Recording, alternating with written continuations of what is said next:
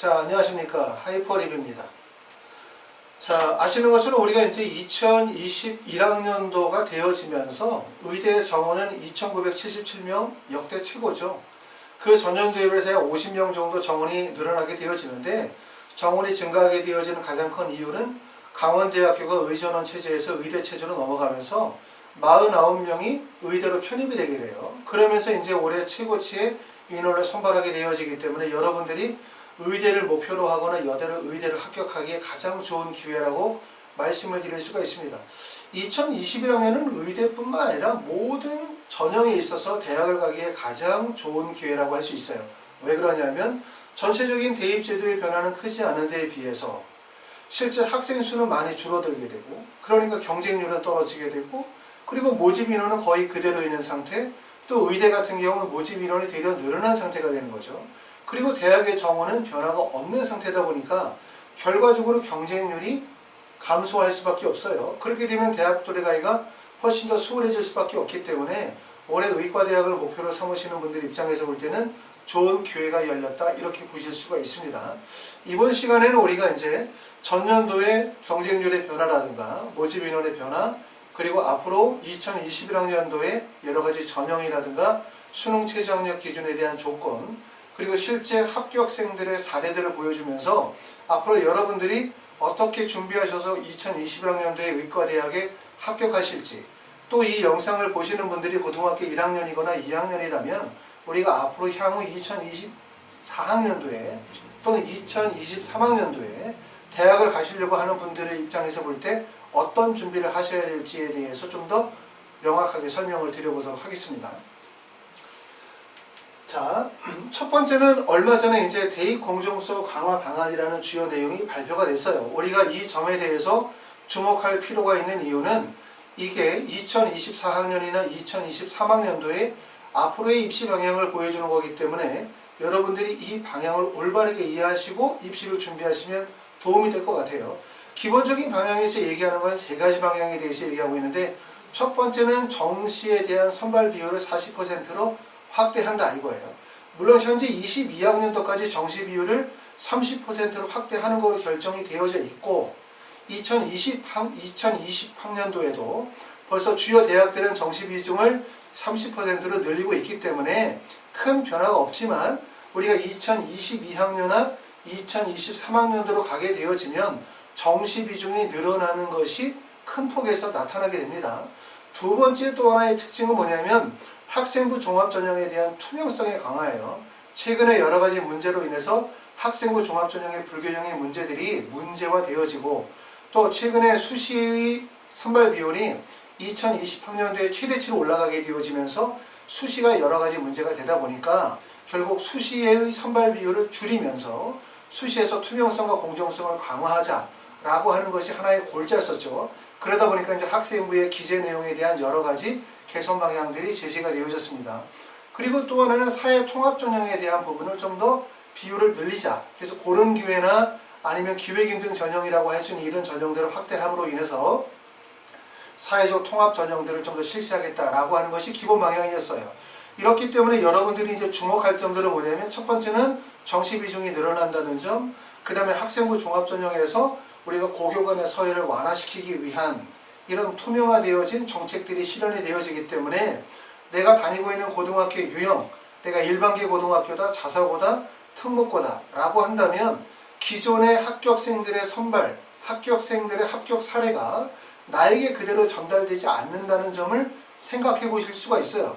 그러니까 어떻게 보면 자사고나 특목고 학생들에게서는 다소 불리한 요소라고 볼 수 있고, 일반계 고등학교 학생들의 입장에서는 좀 더 적극적인 원서 지원과 전략이 필요하다라고 생각이 되어질 수도 있습니다.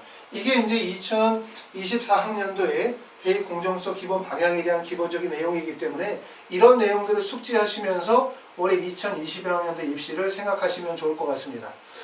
자, 다음. 자, 모집 인원의 추이에 대한 내용을 한번 보도록 하겠습니다. 의과대학의 모집 인원을 보면 2021, 20, 19, 18, 17년도에 5개년도의 모집 인원의 변화를 쭉 보시면 점차적으로 인원이 확대되어짐을 알 수 있어요. 아까 말씀드렸었던 것처럼 2021학년도의 모집 인원이 2,977명이기 때문에 전년도에 대비해서 큰 폭에서 인원이 증가되어짐을 알 수 있습니다. 그 이유는 말씀드렸었던 것처럼 자, 강원대학교가 의전원 체제에서 올해 49명을 의과대학으로 바꾸게 되어짐에 따라서 모집 인원이 큰 폭으로 늘어난 거죠.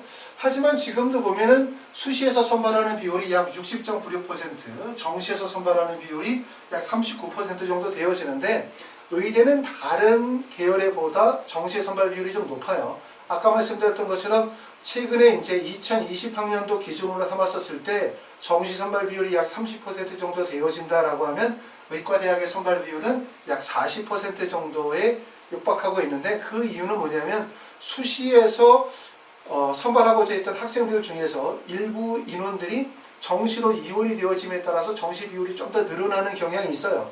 근데 요즘에는 추세가 예전에는 이제 대학이 흔히 말해서 장사를 2번 했었죠. 그렇죠? 실제로는 이만큼 뽑을 것처럼 얘기하고 정시에서는 수시에서 이만큼 뽑을 것처럼 얘기했지만 실제로는 이만큼만 뽑고 나머지를 정시로 다시 이원을 시켜서 우수한 학생들을 또 선발하는 그런 전략들을 피곤 했는데 요즘에는 대부분 수시에서 뽑겠다는 인원을 대부분 수시에서 선발하도록 하고 대신 정시의 비중을 좀 늘려줌으로 인해서 대학들이 수시와 정시를 어느 정도 나누어서 학생들을 선발할 수 있도록 그렇게 하고 있기 때문에 전년도에 비해서도 수시에서 정시로 이월이 되어지는 인원들이 좀 많이 줄었어요. 올해 같은 경우에. 그러면서 대학들이 또 수능 최저학력 기준을 완화하게 되어진 이유들도 수시에서 정시로 이월이 되어진 논의는 감사한 이유 중에 하나라고 볼 수가 있습니다. 어찌되었든 2017년도 18부터 시작해서 2021학년도까지 지금 정시나 수시에서 선발하는 의과대학의 선발 인원은 올해가 최대치이기 때문에 아까도 말씀드렸던 것처럼 2021학년도는 의대에 합격할 수 있는 가장 좋은 기회다. 그렇기 때문에 고등학교 3학년 학생이나 재수생들 입장에서는 올 기회를 잡아야 되겠다. 열심히 해서 올해 반드시 의과대학 가게 되겠다. 이 말씀이고 현재 고등학교나 고등학교 1학년이나 2학년 학생들도 이 변화의 추이는 크게 바뀌진 않아요. 하지만 염려스러운 부분들은 뭐냐면 정시 비중이 늘어난다라고 하는 것은 과연 나에게 얼마나 그것이 좋은 기회가 되어질 것이냐 라고 하는 부분에 대해서는 내가 다니고 있는 고등학교나 출신 지역이나 또는 예를 들어서 충분하게 수능 공부를 할 수 있는 여건에 따라서 판단이 달라질 거라고 생각이 되어져요.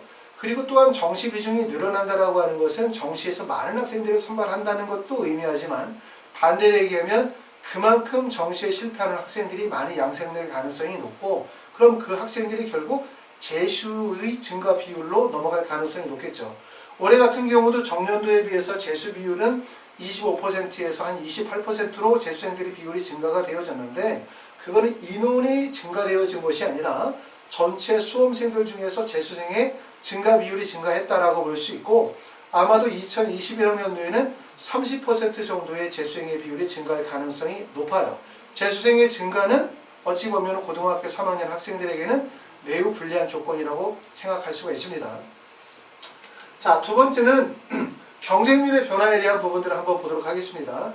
자, 수시와 정시에서 어떤 경쟁률의 변화를 보여주고 있나라고 하면 당연히 2019, 2020년도를 보면 경쟁률이 하락하는 것을 눈에 띄게 볼 수가 있겠죠. 그렇죠? 지금 보시는 것처럼 경쟁률에서 나타나는 부분들은 2019년도의 경쟁률이 우리가 학생부 교과 전형은 15.35 대 1이었는데 1위로 올라가게 되어지면서 17.89 대 1로 경쟁률이 증가하게 됐고 그 다음에 여기는 13.18 대 1에서 14.41 대 1. 그 다음에 여기 보시는 것처럼 논술 전형 같은 경우도 경쟁률이 증가가 되어졌어요. 특기자 전형 같은 경우도 경쟁률이 증가된 모습들을 보여주고 있습니다. 자, 이렇게. 자, 그래서 이런 경쟁률의 변화가 보여지고 있는데 선발 비율에 대한 부분들을 간단히 보시게 되어지면 전체적으로 우리가 의과대학에서 가장 많이 선발 비율을 보여주고 있는 것은 학생부 교과나 학생부 종합 전형이죠. 자, 올해 같은 경우는 특히 이제 논술 전형에서 의대를 선발하고 있던 이화여대나 부산대학교에서 논술 전형에서 의대를 선발하지 않기 때문에 지금 논술 전형 같은 경우는 선발의 비율이 14%에서 10% 정도로 하락이 되어졌고 논술 전형은 2024학년도에 폐지로 기본 가닥이 잡혀져 있기 때문에 점차적으로 인원이 감소가 되어질 것 같고요. 전년도 대비해서 올해 21학년도에는 큰 폭의 변화는 없지만 아마 2022학년도로 가게 되어지면서 논술의 선발 비율은 더 많이 줄어들 거라고 예상이 되어져요. 그러면 수시의 전형은 학생부 교과와 학생부 종합전형 두 개의 전형으로 가게 되겠죠. 그렇죠? 특기자 전형도 올해 대부분의 대학들이 폐지가 되어졌기 때문에 현재 2021학년도에 남아있는 전형은 학생부 교과, 학생부 종합. 그러니까 결국은 대학 입시는 수시는 학생부 교과와 학생부 종합 전형. 그 다음에 수능은 정시 중심의 전형이고 그리고 그 사이에 사회통합 전형이 들어가는 거죠. 그렇죠? 그렇기 때문에 전형은 4개의 전형으로 구분지어 진행한다고 생각하시면 됩니다. 자, 정시의 선발 인원에 대한 부분을 보면 정시에서도 모집 인원은 전년도에는 1,050명, 그 다음에 2019년도에는 1,306명, 그 다음에 2020년도에는 1,255명 정도의 선발 인원을 보여주고 있고 꾸준하게 선발 인원은 증가하고 있어요.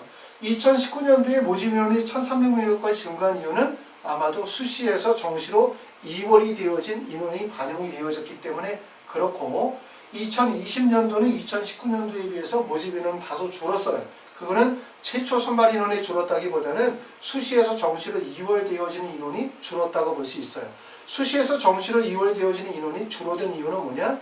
첫 번째는 대학들이 의과대학의 수능 최저학력 기준을 좀 더 완화시켰다라고 하는 게 첫 번째고요. 두 번째 특징은 뭐냐면 대부분 수시에서 선발할 인원들을 대부분 수시에서 선발하는 경향이 크다. 이렇게 보시는 게 좋을 것 같습니다.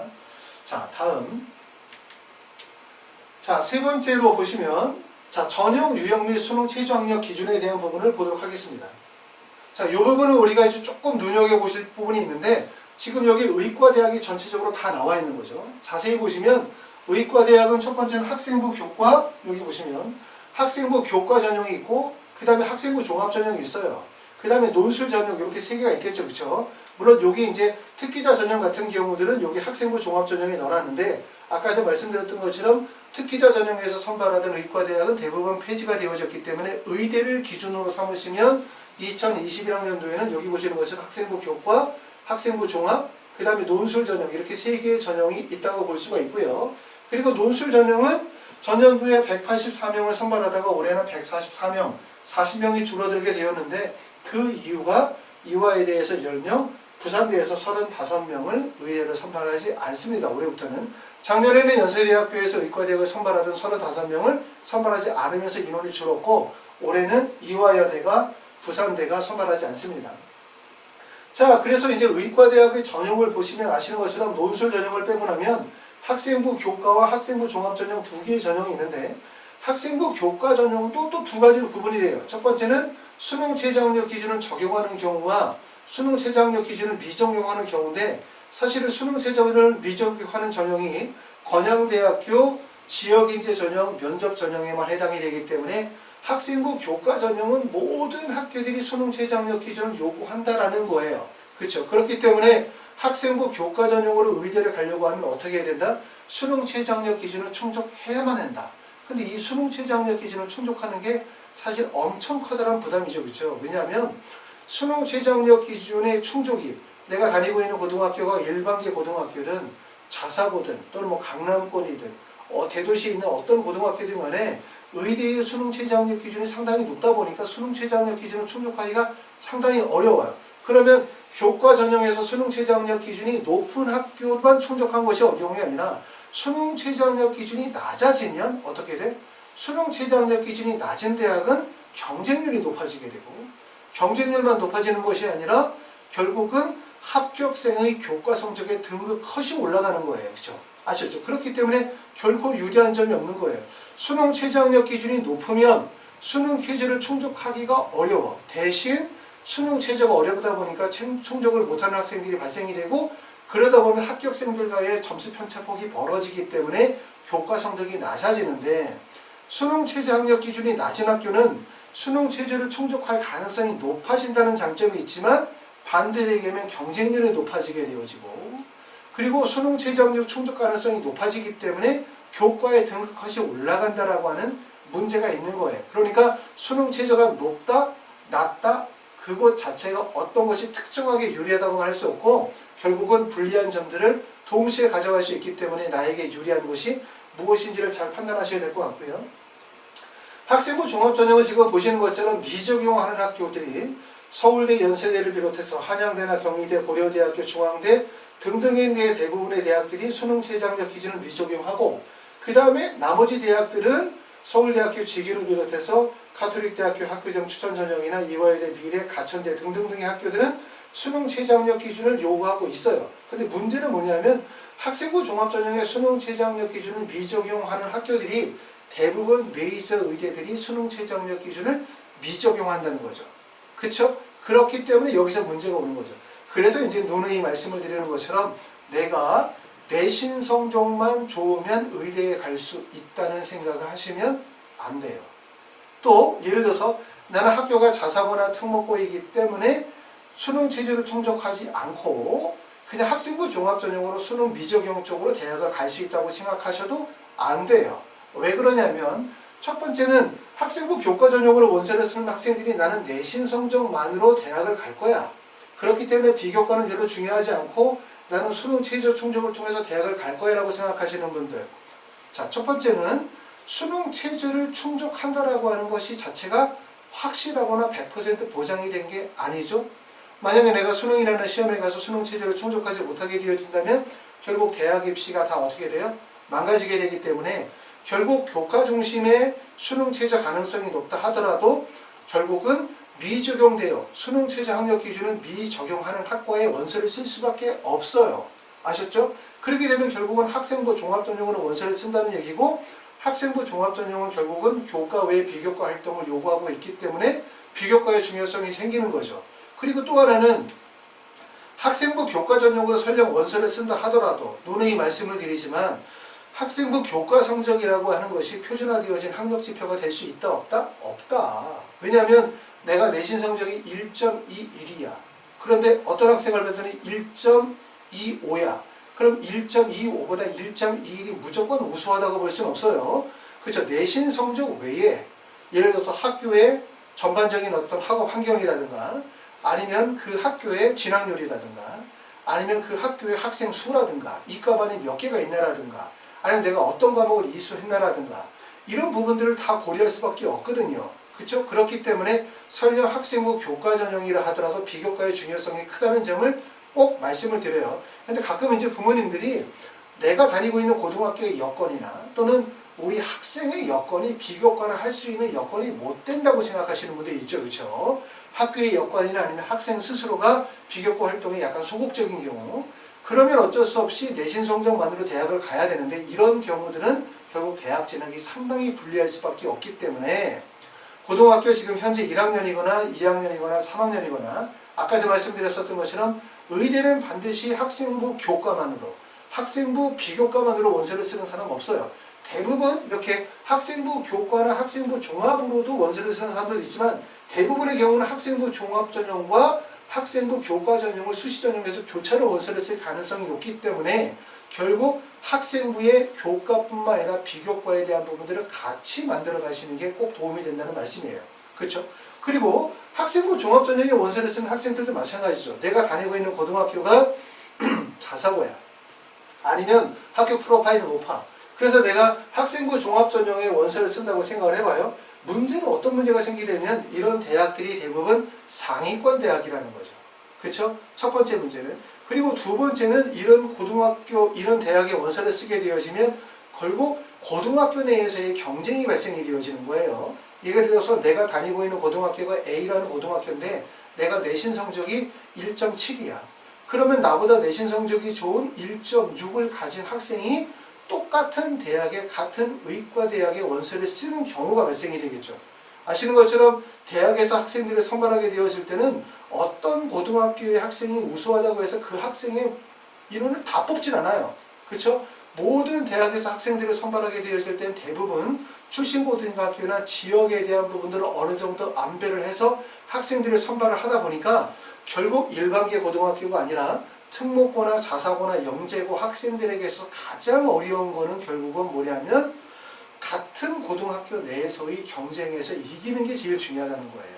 그렇죠? 왜냐하면 일반고에 비해서 범위가 적기 때문에 그렇죠? 그렇기 때문에 같은 고등학교에서의 경쟁이 중요하다는 거고 그렇기 때문에 우리가 원서를 쓰게 되어질 때는 학생부 종합전형의 미적용뿐만 아니라 학생부 종합전형에서 수능 최저 학력 기준을 두는 경우 이렇게 원서를 교차를 쓰거나 내니 성적이 우수한 학생들 같은 경우는 학생부 교과 중에서 일부 학교를 같이 원서를 쓰는 경우들이 생길 수가 있어요.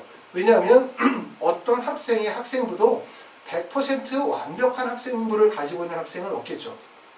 그러니까 수능 최저학력기도 다 달성이 가는 거고요. 수능 최저학력. 흔히 말해서 4개 영역의 합 5. 그것도 과탐 2를 다 반영을 해서 수능 최저학력 기준이 100% 확실한 학생. 두 번째는 내신 성적이 1.2 이내의 완벽한 성적을 가지고 있는 학생.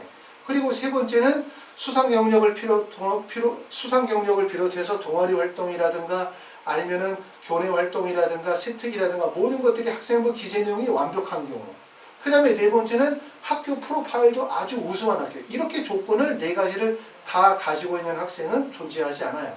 그렇기 때문에 우리가 학생들이 원서를 쓰게 될 때는 본인이 강점이 있는 부분과 본인이 약점이 있는 부분들을 나누어서 원서를 쓰게 되다 보면 말씀드렸던 것처럼 학생부 교과와 학생부 종합전형을 쓴다든가 수능 최저가 없는 쪽과 수능 최저가 있는 쪽을 교차해서 원서를 쓸 수밖에 없어요. 그렇기 때문에 극단적인 전략으로 가는 건 안 좋다. 다시 말해서 본다. 나는 내신 버리고 활동 중심으로 간다. 이것도 안 되고 그 다음에 나는 비교과 버리고 내신 성적만으로 의대 간다. 이것도 안 좋으신 거예요. 그리고 아무리 그래도 여전히 의대를 가는 방법이나 대학을 가는 방법에서 가장 좋은 방법은 수시로 대학을 가는 게 가장 좋은 방법이라고 생각을 하셔야 돼요. 왜? 수시는 그래도 원서 지원 횟수가 몇 회야? 6회니까. 정시는 원서 지원 횟수가 가나다의 3번이잖아요. 아시는 것처럼.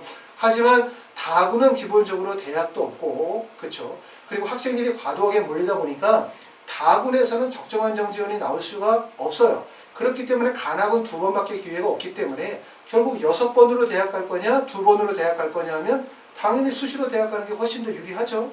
그리고 물론 정시로 대학을 가는 게 유리하다고 하는 건 특히 재수생들, 그렇죠? 재수생들 중에서 내신 성적이 그렇게 강점이 없어서 재수를 하면서 학생부 교과나 종합전형으로 다시 원서를 쓸 수 없는 학생들은 당연히 정시로 대학을 가야 되는 거지만 고등학교 3학년 학생들 입장에서 볼 때는 내가 어느 정도 내신 조건이 갖추어진다면 수시로 의대를 가는 게 훨씬 편해요.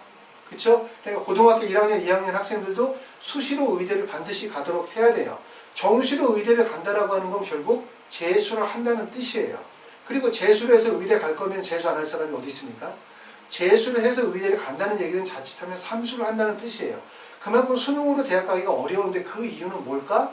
생각해보면 수능으로 의대를 가려고 하면 물론 그 100분의 상위 누적 비율은 다 다르게 평가할 수 있지만 대략적으로 1% 정도의 이내에 들어야 된다고 할 수 있는데 수능에서 1%에 들기 어려운 이유는 뭐냐면 수능이라는 시험이 수능을 위해서만 존재하는 것이 아니라 첫 번째는 수시에서는 최저학력 기준으로 활용이 되어지고 그 다음에 정시에서는 표준 점수와 100분의 1을 통해서 정시로 원서 지원을 하기 위한 변별력이 있는 도구로 활용이 되다 보니까 수능이 쉬워도 안 되고 어려워도 안 되는 거예요. 수능은.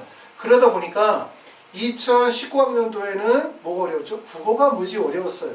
그 다음에 2020학년도에는 수리나가 어려웠어요. 이렇게 변별력이 발생이 되어지고 특히 또 어려운 점은 자연계 학생들 같은 경우는 우리가 선택하는 과탐 1, 2 과목에서 8개 과목에서 항상 문제가 생긴다는 거죠. 그러니까 내가 선택한 과목이 난 평상시에 항상 50점 만점을 맞았는데 너무 쉬워. 나 50점 맞았어. 1등급이야. 하지만 문제는 문제면 1등급을 맞았는데 표준 점수가 낮은 거야. 그쵸? 또 얘가 봤었던 과목이 평상시에 내가 되게 공부를 잘해서 지구과학 되게 잘하는 과목이라고 생각했는데 시험이 너무 어려웠어. 그래서 내가 2등급을 맞았어요. 이렇게 과탐을 어떤 과목을 선택하느냐에 따라서 유리함과 불리함이 발생이 되어질 수 있기 때문에 정시라는 건 불안정성이 되게 크다는 거예요. 그렇기 때문에 내가 어쩔 수 없이 정시로 가야 되는 사람의 입장이라 보면 결국은 수능 조기 완성 일찍이 6월 정도까지 해서 수능을 빨리 마무리 짓고 그 다음에 이후에 실전 파이널 과정을 가져가는 게 핵심이라고 항상 누누이 말씀을 드리고 그리고 고등학교 1학년이거나 2학년이거나 현재 고등학교 3학년인데 수시로 대학을 갈 수 있는 가능성이 있는 분들이라면 지금부터 수시에 대한 전략을 적극적으로 펼쳐야 된다. 정시로 의대 간다는 얘기는 재수하겠다는 뜻이에요. 재수해서 의대 갈 것 같으면 의대 안 할 사람 아무도 없어요. 자취하면 삼수로 간다는 거죠. 그렇죠? 그저는 그러한 위험성들이 있기 때문에 수시에서 기회를 찾도록 하자. 정시 비중이 늘어나도 마찬가지입니다. 아시겠죠? 자, 다음 네 번째는 자, 합격 사례에 대한 부분들을 한번 제가 살펴보도록 할게요. 자, 우리가 의대를 가려고 하면 여러 가지 필요한 요소들이 있는데 첫 번째 의대를 갈 때 필요한 게 수능 최저 학력 기준. 그 다음에 두 번째가 바로 뭐냐면 학교 프로파일이에요.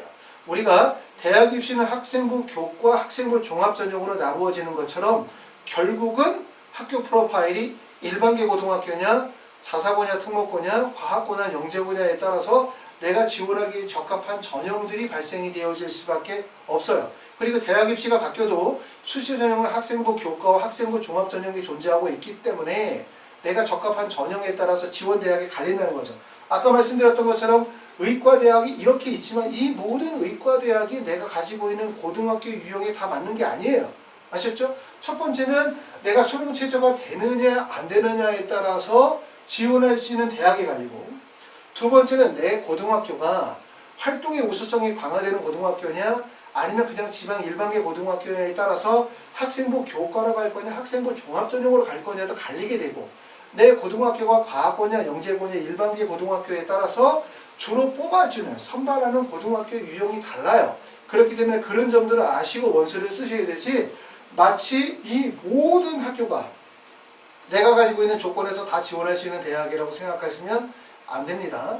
물론 이 모든 고등학교, 이 모든 의과대학을 결정하는 거는 바로 뭐냐면 첫 번째는 수능 최저 학력 기준의 달성 유무, 두 번째 고등학교의 유형, 그 다음에 내가 가지고 있는 교과와 비교과의 성적, 여기에 따라서 결국은 내가 지원하기에 적합한 대학들이 결정이 된다고 볼 수 있겠죠. 자, 그 다음에 사례 분석을 통해서 한번 보도록 하겠습니다. 간단하게.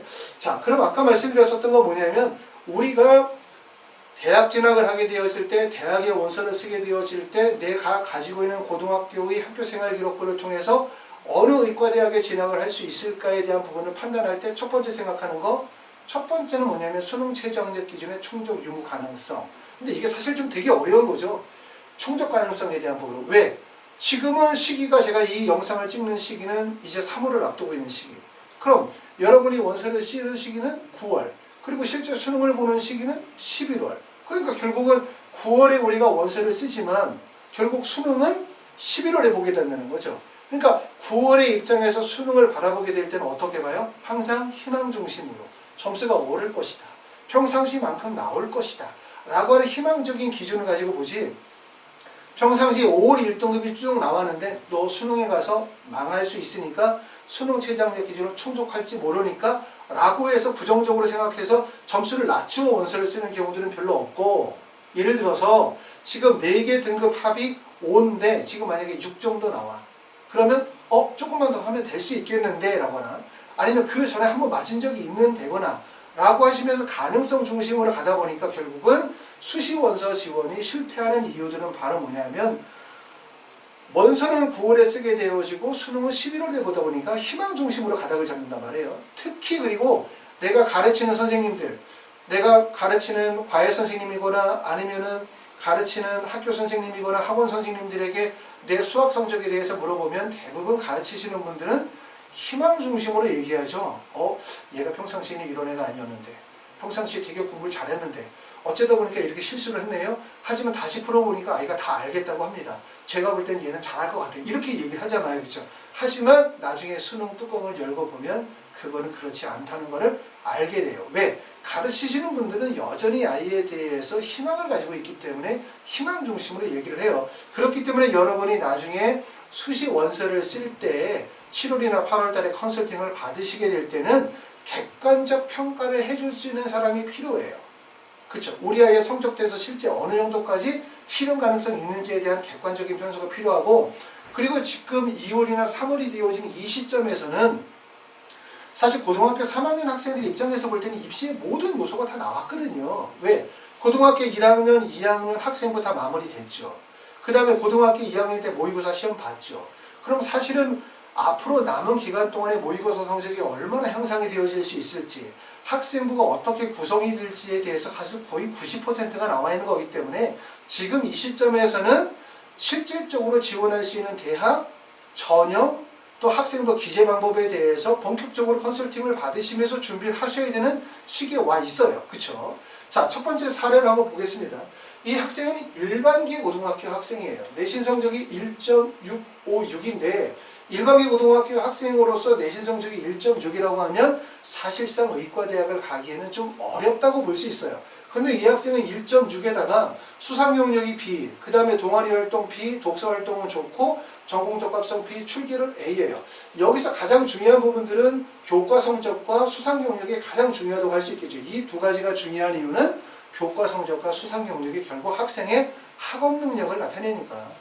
대학에서 학생을 뽑는 이유는, 뽑는 근거는 뭐죠? 학생이 가지고 있는 학업적 역량, 이걸 가지고 뽑는 거니까 이 학생의 학업적 역량을 보여줄 수 있는 건 교과 성적과 수상 경력이란 말이에요. 우리가 달라지는 학생부 기재 방식에서는 한 학기에 하나씩 해서 1년에 2개 정도의 수상 경력만을 대학 입시에 자료로 활용한다고 했어요. 그러면 교과 활동, 학교에서 진행이 되어지는 교내 대외 활동이 의미가 없는 것처럼 생각하지만 실제 그렇지 않아요. 교내 대회에서 학교에서 한 학기에 하나씩 해서 1년에 2개만 든다 하더라도 이 학생의 예를 봅시다. 첫 번째는 1학년 때 교과학업 우수상을 받았어요. 근데 이 교과학업 우수상은 의미 없죠. 그렇죠? 왜냐하면 수상 경력이 이미 반영이 되어졌기 때문에 여기 보면 환경표 공모전에서 동상을 받았고 자기주도 탐구대회에서 화학에서 은상을 받았고 영어 연극대회에서 장려상을 받아. 이게 1학년 때 받은 전부의 상이거든요. 사실 그렇기 때문에 여기서 2개 추려서 낸다 하더라도 추릴 게 없어요. 그렇죠? 그리고 우리가 수상은 기본적으로 4개를 얘기를 하는데 4가지가 수상인데 첫 번째는 모범 표창장이 있죠. 그렇죠? 일반적으로 와서 표창장 중에서 봉사 표창장은 별로 의미 없고 모범상의 의미가 있을 수 있어요. 두 번째는 교과 우수상인데 교과 우수상은 내신 성적에 반영이 되어졌기 때문에 의미가 없고 쓰기토론 발표대회 같은 상들이 있고 그 다음에 또 하나는 전공 적합성을 나타내는 경시대회 상들이 있어요. 상 중에서 가장 좋은 거는 경시대회 상. 그리고 경시대회 상 중에서 만약에 내가 한 학기에 하나를 낸다면 등위가 되게 중요하겠죠. 지금 보는 것처럼 공동수상보다는 혼자 한 게 날 거고 은상보다는 대상이 낫겠죠. 당연히. 근데 만약에 이렇게 지원하는 학과와 관련된 적합성과 관련된 상이 없다면 이런 환경포 공모전이라든가 영어 연극대회 수상 경력도 마찬가지로 제출할 수 있는 수상으로 활용이 되어지기 때문에 말씀드렸던 것처럼 한 학기에 하나 1년에 2개 정도를 수상을 대학 입시 사례로 활용한다고 해서 교내 대회가 의미가 없어지는 게 아니에요. 가만히 생각해보면 결국 교내 대회의 중요성은 더욱더 크다. 내가 만약에 1학년 때 하나 정도를 만약에 1학기 때 수상으로 올린다면 그거는 바로 뭐가 돼야 되냐면 첫 번째는 교내 경시대회. 그리고 그것도 등위가 높은 거.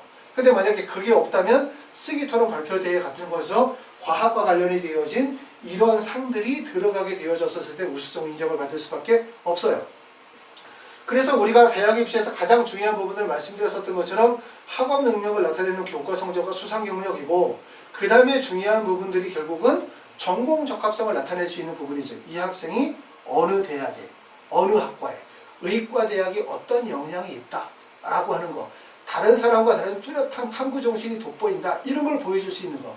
그게 바로 뭐에 해당되냐면 동아리 활동과 관련이 되어진 부분이에요. 그렇기 때문에 동아리 활동, 전공 적합성에 대한 부분이 매우 중요하다는 점을 다 아셔야 돼요. 그래서 이 학생의 경우를 보면 학생은 교내 활동에서 1학년 때 학생회 총무 차장, 2학년 때 반장, 3학년 때 학생 다취회 차장을 했는데 이 리더십에 관련된 부분들은 예전에 보다는 역량이 줄었어요. 영향력이. 하지만 리더십은 결국은 뭘 보냐면 교내 활동에 대한 적극성, 학생이 가지고 있는 리더십, 활동의 우수성을 보여주는 거기 때문에 이건 중요한 자료로 활용이 되어질 수 있기 때문에 교내 활동에 꼭 참여하셔야 됩니다. 그래서 내가 고등학교 1학년이거나 2학년의 학생들은 학교에서 반장이든 부회장이든 또는 뭐 학예 차장이든 간에 교내 활동에 좀 더 적극적인 자세를 보여주는 게 되게 중요하겠다. 동아리 활동은 제가 누누이 말씀을 드리지만 학생부 기재 내용이 간소화되어짐에 따라서 우리가 학교에서 실제 많은 노력을 보여줘야 되는 부분이 동아리 활동이라고 생각해요. 많은 학생들이 컨설팅을 진행을 하다 보면 실제 동아리 활동의 내용은 동아리에 참여한 모든 학생들의 활동 기재 내용이 똑같죠. 흔히 말해서 작성하고 붙여넣기 이렇게 하면 안 될 것 같아요. 왜냐하면 학교 생활부의 기재의 분량 자체가 줄었기 때문에 학교 일선에서 동아리 활동 속에서 학생이 가지고 있는 태도나 자세, 그 다음에 연구 역량, 그 학생의 노력의 과정 이런 부분들을 보여줌으로 인해서 그 학생이 지원한 학과와 어떤 역량이 있는지를 뚜렷하게 보여주는 사례로 갔으면 좋겠다. 이런 얘기고요. 근데 이 학생 같은 경우는 지금 동아리 활동에서 약간 어긋난 느낌이 있는 거죠. 만약에 이 학생이 지원하려고 하는 게 동아리에서 이 학생이 지원하려고 하는 대학이 의과대학에 만약에 지원하려고 한다. 지금 여기 나와 있는 것처럼 의약품 관련 화학공학 기술자라고 해서 이렇게 진로 방향이 적혔으면 사실 이 봉사활동이라는 것이 RC와의 봉사활동이 의미가 없다는 얘기가 아니라 내가 지원할 학과와의 적합성이 떨어지는 거예요. 내가 만약에 의사가 되겠다 또는 여기 나와 있는 것처럼 의약품 관리 화학공학자가 되겠다고 한다면 내가 본인이 그와 관련된 진로와 관련된 뚜렷한 의지와 탐구 정신을 가지고 있다는 걸 보여줄 수 있는 항목을 생각해 보면 첫 번째는 진로 희망사항, 두 번째 생각해 볼 수 있는 거는 독서 활동, 그 다음에 세 번째 생각해 볼 수 있는 거는 세부 능력 특기 사항을 통해서 연구나 탐구 보고서나 PPT나 발표를 진행하는 것, 이런 것들을 보여줄 수 있는 거거든요. 그렇기 때문에 동아리는 아주 중요한 거예요. 동아리는. 근데 이 학생은 지금 동아리에서 RC와의 봉사 동아리를 진행을 했기 때문에 결국 이 부분에서 결국 전공 적합성에 대한 부분들은 감점이 되어질 수밖에 없어요. 그렇기 때문에 이 학생은 지금 보시는 것처럼 자, 일반계 고등학교의 내신 1점 중에 내신 성적에 수상 경력에 뚜렷한 강점이 별로 보여지지 않고 그 다음에 동아리 활동은 진로와 뚜렷한 방향성이 없으며 그러다 보니까 전공 적합성이 B 정도의 점수를 줄 수 있기 때문에 사실은 학생부의 강점이 별로 크지 않다고 볼 수 있어요. 그렇기 때문에 이 학생은 학생부 종합전형으로 어떤 학과를 원서를 쓰든 간에 의대를 원서를 쓰든 아니면 의약품 관리 화학공학자로 쓰든 간에 학생부에서의 우수성은 크게 보여지진 않아요. 단지 대학 수준이 낮아지게 되어지면, 대학을 낮추게 되어지면 강점으로 삼아야 되는 부분이 1.165의 교과 성적을 강점으로 삼아야 되는데 자연계에서 1.165의 교과 성적을 강점으로 삼을 수 있는 대학을 생각해보면 사실은 그렇게 많지는 않아요. 쓸 수 있는 대학이 어느 정도 생각하면 결국은 경희대나 건국대 정도에서 강점이 있다고 보여질 수 있을 것 같습니다. 자, 다음. 자, 4-2 사례 2로 영재고나 과학고 학생의 사례를 한번 보도록 하겠습니다. 저는 좀 말을 좀 빠르게 하더라도 부모님들이나 학생께서는 조금 더 자세히 보시면 도움이 되세요. 자, 영재고나 과학고 학생들은 아까도 항상 말씀을 드렸었지만 이런 학생들에게 있어서 가장 큰 문제는 뭐냐면 동일 계열 내의 경쟁이라는 걸 꼭 아셔야 돼요. 과학고나 영재고 학생들의 경쟁 대상은 일반계 고등학교 학생이 아니에요. 결국은 과학고나 영재고 학생들이 같은 경쟁의 대상으로 삼으셔야 되고 일례로 경희대학교 네오르네상스 전형에서 의과대학을 선발한다 그러면 경희대학교 의과대학, 경희대학교 네오르네상스가 의과대학의 선발 인원이 52명이야. 예를 들어. 그럼 52명을 그냥 52명을 막 뽑는 게 아니죠. 52명이면 그 안에서 일반계 고등학교의 선발 비율, 과학고나 영재고의 선발 비율, 자사고나 특목고의 선발 비율을 어느 정도는 구분해 놓고 있다는 거예요. 그러면서 선발을 하기 때문에 결국은 일반계 고등학교가 과학고 영재고 학생들과 같이 경쟁하기보다는 일반고는 일반계끼리, 그 다음에 과학고나 영재고는 과학고 영재고끼리 경쟁을 하는 경우들이 더 많아요. 그렇기 때문에 이렇게 과학고나 영재고 학생들 입장에서 볼 때 제일 핵심은 뭐냐면 내가 다니고 있는 고등학교에 나보다 내신 성적이 위인 학생이 어디에 원서를 쓰느냐 라고 하는 거죠. 내가 그 뒤를 따라가면 결코 붙을 수가 없어요. 그렇죠? 그리고 그 학생을 이기기 위한 방법은 결과적으로 내신 성적도 물론 중요하지만 비교과에서 어떤 역량을 보여주느냐에 대한 부분이 무지 중요한데 이게 참 어려운 점들은 뭐냐면 동일한 고등학교에서는 사실 비교과 아무리 쌓아도 내신 성적만으로 어느 정도 서열이 정해질 수 있거든요. 그렇죠? 그렇기 때문에 내가 동일 고등학교나 동일 계열 내의 경쟁에서 밀린다고 생각하시는 분들 입장에서 볼 때는 이러한 자기소개서라든가 면접이라든가 아니면 이렇게 비교과 활동에 좀 더 적극성을 보여줌으로 인해서 본인의 역량을 키울 수 있도록 노력하셔야 될 것 같습니다. 자, 이 학생은 지금 보시는 것처럼 교과 성적은 3.43 정도 되어지니까 우수하다고 볼 수는 없고 그렇다고 해서 아주 나쁘다고 볼 수는 없어요. 그렇죠? 자, 수상 경력은 B 정도로 평가하고 동아리 활동은 B, 독서 활동은 아주 우수하며 전공 적합성은 B 정도로 볼 수가 있습니다. 수상 경력은 지금 보면 학교에서 그렇게 수상 경력이 많지는 않은데 수학과 경시대회 생물에서 금상을 받았어요. 이런 경우는 아까도 말씀드렸던 것처럼 한 학기에 하나 정도가 입학자료로 활용이 된다고 했을 때 이 학생은 이 내용을 입학자료로 활용을 하겠죠. 2학년 때도 마찬가지로 수학과학 경시대회 생명과학에서 대상을 받았고 3학년 때는 수석기 만들기 대회에서 은상을 받았는데 수상의 내용은 그렇게 많진 않아요.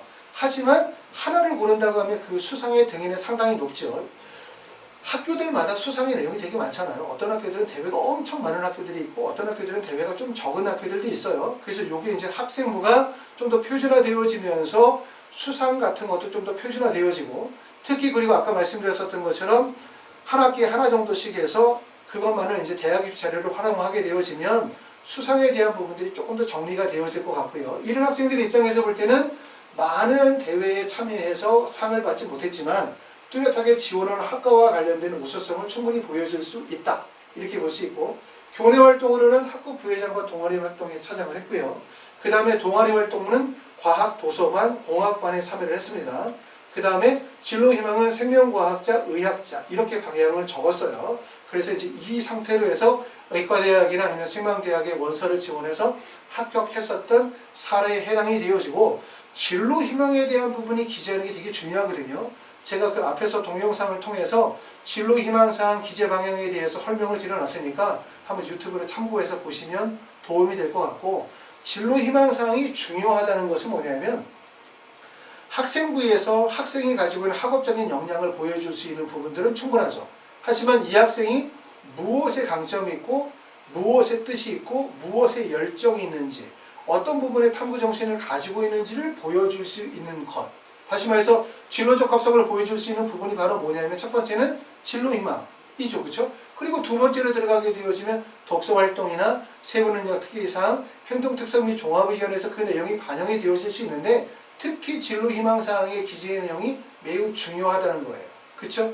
그리고 물론 진로희망사항의 내용이 변경이 될 수도 있어요. 그렇죠? 생명과학자라고 했다가 나중에 의과대학으로 바뀔 수도 있고 의과대학이라고 했다가 생명과학자로 바뀔 수도 있는데 바뀌는 게 좋으냐 안 좋으냐를 떠나서 바뀌는 이유가 분명히 있어야 되겠죠. 그렇죠? 동기와 계기와 이유가 있어야지 이유 없이 성적이 낮아졌기 때문에 바꿨다든가 성적은 안 되는데 그냥 의대를 가고 싶어서 원서를 쓴다든가 이런 것들은 아니어야 될 것 같아요. 그래서 진로 희망 기재하는 방법에 대해서 좀 더 참고 삼으시면 도움이 될 것 같습니다.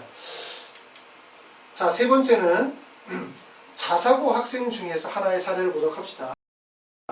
이 학생은 교과 성적이 2.58 정도 되어지고 수상 경력은 별로 좋지 못해요. 동아리 활동은 우수하며 독서 활동 우수하고 전공 적합성 A, 그 다음에 출결 봉사는 A입니다. 단지 안 좋은 점은 수상 경력에 대한 부분이 좀 미흡하죠. 그러니까 학생이 학교의 내신 공부는 충실하게 따라가고 열심히 했지만 학교 활동 중에서 특히 수상 경력에 대해서는 기회를 잡지 못했거나 적극적이지 못했던 거예요. 자, 그래서 학교에서 진행했었던 수상의 내용을 보면 1학년 때는 교과 우수상, 말씀드렸던 것처럼 교과 우수상은 큰 의미가 없으니까 1학년 때는 사실상 거의 상이 없다고 볼 수 있고요. 2학년 때 받았던 상 중에서 가장 의미가 있었던 것은 교과 심화 탐구 역량 발표대회에서 장려상을 받은 거, 그 다음에 과학경시대회에서 우수상을 받은 거, 생명과학에서. 그러니까 이 학생은 수상 경력에 대한 부분은 그렇게 우수하지 못해요. 그렇죠? 별로 이렇게 수상을 우수하지 못하죠. 그런데 이제 이런 수상 경력이 많다 적다에 대한 부분이 그냥 보니까 수상이 별로 없는데 아니면 어떤 학생은 수상이 엄청 많은데 이걸 보기 전에 꼭 판단해야 되는 거는 내가 다니고 있는 고등학교의 유형, 고등학교의 프로파일, 고등학교의 진학률 이런 부분들이 전제가 돼야 돼요. 그렇죠? 그러니까 이 학생은 수상 경력은 우수하지 않고 내신 정도도 별로 우수한 편은 못 되지만 다니고 있는 고등학교의 대학 진학률이 워낙 높다 보니까 그 높은 대학 진학률의 자사고에서 학생이 내신 성적이 2.58 정도의 내신 성적을 유지한다라고 하는 것은 그 자체만으로도 학업적 우수성을 인정을 받고 있는 거거든요. 그리고 그렇기 때문에 이런 학생들은 학생부 종합전형으로 원서를 쓰게 돼요. 왜? 자사고라는 것 그 자체가 학생부 교과전형보다는 학생부 종합전형에 적합한 활동의 역량을 보여주는 고등학교이기 때문에 그러겠죠. 자, 그렇게 됐고 그러다 보니까 이제 좀 아쉬운 점들은 뭐냐면 좀 전에 말씀드렸던 것처럼 이 학생의 좀 아쉬운 점들은 뭐냐면 이런 내신 성적에다가 수상 경력이 같이 결합이 되어졌더라면 대학 진학이 조금 더 높아지거나 안정적인 대학 진학이 됐었을 가능성이 높아요. 자, 교내 활동을 보면 고등학교 1학년과 2학년 때 교내 학생회의 시설관리 부원으로 활동을 했고 동아리 활동은 과학실험 동아리 활동을 진행을 해왔습니다. 꾸준하게. 자, 출결 봉사에 보면 출결에는 문제가 없고 봉사 시간은 약 100시간 정도. 요즘에는 봉사 시간은 보통 한 80시간 정도에서 100시간 정도면 충분하고, 예전에는 뭐 의대 가기 위해서 봉사 시간을 300시간씩 이렇게 하던 경우도 있었지만 요즘에는 봉사 시간이 그렇게 크게 의미가 있지는 않아요. 그래서 봉사 시간은 어느 정도 한 80시간 정도 나오게 되는 게 반드시 필요하고, 그리고 의대라고 하는 그 특징 자체가 사실은 배워서 남에게 도움을 주고자 하는 거기 때문에 고등학교 과정에서 이렇게 의료의 실천 사례들이 보여지는 것은 중요하게 평가가 될 수 있겠죠. 그것을 자소서를 통해서 쓰든 안 쓰든 간에. 그렇기 때문에 이런 봉사활동의 의미는 일반 다른 학과와 좀 다르다, 이렇게 보실 수 있고, 봉사시간은 대략해서 80에서 100시간 정도면 문제가 없다 볼 수 있고, 40시간이나 50시간 정도의 시간이면 약간 의대에 부적합하다는 그런 느낌을 주긴 해요. 자, 그 다음에 진로 희망사항은 1학년 때 의사, 2학년 때 의과학자 또는 암 진단 및 치료 전문의라고 되어져서 1학년 때에 비해서 2학년 때로 오게 되어지면서 진로 방향이 조금 더 뚜렷해진 경향을 보여지고 있습니다. 자, 그래서 지금까지 이제 전반적인 내용에 대해서 의과대학의 설명을 드렸어요. 앞으로도 이제 이렇게 의과대학에 맞춰가지고 하나씩 분석해 나가는 사례들을 보여줄 텐데, 자, 앞에서 설명했었던 부분에 대해서 제가 하나씩 간단히 좀 정리해서 한번 설명을 드리면서 마무리 짓도록 하겠습니다. 자, 먼저 앞으로 한번 돌려서 내용을 보도록 하겠습니다. 자, 첫 번째 말씀을 드렸었던 부분들은 모집 인원에 추이해서 말씀을 드렸죠. 어떤 말씀 드렸습니까? 의대의 정원이 올해가 최고다. 그래, 특히 우리가 의전원이 의대로 편입이 되어지면서 올해 같은 경우는 2,977명의 의대 정원을 선발하고 있다. 하지만 이렇게 의대 선발 인원은 늘어나는 데 비해서 학생 수의 숫자는 줄어들고 있기 때문에 올해가 작년에 의해서 의대에 갈 수 있는 가장 좋은 기회가 열린 한 해다라는 점을 꼭 알아두시고, 그렇기 때문에 지금부터 잘 준비해보자, 이런 말씀이고요. 그 다음에 두 번째는 경쟁률의 변화를 추이게 되면 수시나 정시 우리가 예측했었던 것처럼 전년도에 비해서 경쟁률이 하락하는 모습들을 보여주고 있어요. 단 2019년도에 비해서 2020년도에 모집 인원이 감소한 것은 실제 모집 정원의 감소가 아니라 수시에서 정시로 2월이 되어지는 숫자의 감소라고 볼 수 있고, 이렇게 수시에서 2월 인원이 감소하는 이유는 첫 번째는 뭐라 그랬죠? 수능 최저학력 기준이 완화되고 있다는 점. 그 다음에 두 번째는 대부분 수시에서 인원을 선발하고자 하는 경향으로 가고 있다는 점. 이것 때문에 그렇다고 말씀을 드렸고요. 자, 세 번째는 전형 유형과 수능 최저학력 기준, 이 표를 우리가 주의해서 보실 필요가 있는데, 아까도 말씀드렸던 것처럼 내가 의대를 가겠다라고 하면 모든 의대를 갈 수 있는 게 아니에요. 그렇죠?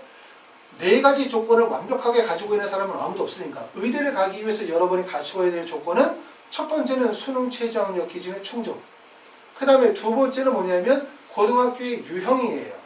내가 어떤 고등학교 유형을 가지고 있느냐, 일반고냐, 자사고냐, 특목고냐, 영재고냐에서 전형이 나눠질 수밖에 없기 때문에, 세 번째는 내가 가지고 있는 교과 성적의 우수성, 내가 교과 성적이 어느 정도 되느냐, 그 다음에 네 번째는 비교과 활동의 우수성, 이 네 가지를 다 갖추는 사람은 없다고 말씀을 드렸죠. 그렇죠? 갖추고, 내가 예를 들어서 과학고 학생이다? 그러면 그런 학생들은 어떤 특징을 가지고 있습니까? 학교의 프로파일이 우수하고 그 다음에 활동의 우수성을 갖추고 있으면서 과학고임에도 내가 교과 성적이 아주 좋아. 그쵸? 그런데 문제는 뭐냐면 이런 학생들이 대부분 수능 최저학력 기준이 충족이 어려운 거죠. 그렇기 때문에 결국은 수능 최저학력 미충족인 대학으로만 원서를 써야 되는 문제가 있는 거예요. 그렇기 때문에 또 만약에 내가 고등학교에 일반계 고등학교다라고 하면은 내신 성적 우수하고 비교과도 우수하고 수능 체조도 다 돼. 그런데 일반계 고등학교가 약한 부분은 바로 뭐냐면 활동의 역량이 부족하기 때문에, 좀 전에 말씀드렸던 것처럼 일반계 고등학교의 우수한 학생이 학생부 종합전형으로 해서 과학고 학생과 같이 경쟁을 하기는 어려워요. 그렇기 때문에 본인에게 적합한 전형과 대학이 있다는 점을 말씀을 드렸어요. 그렇기 때문에 내가 내신 성적만 열심히 한다? 안 된다. 내가 예를 들어 내신을 뺀 교과, 비교과 활동만 열심히 한다? 그렇게 해서 안 돼요. 내신 성적뿐만 아니라 비교과 활동을 충실하게 가져가야만 대학 입시에 유리하다는 점을 말씀을 드렸습니다.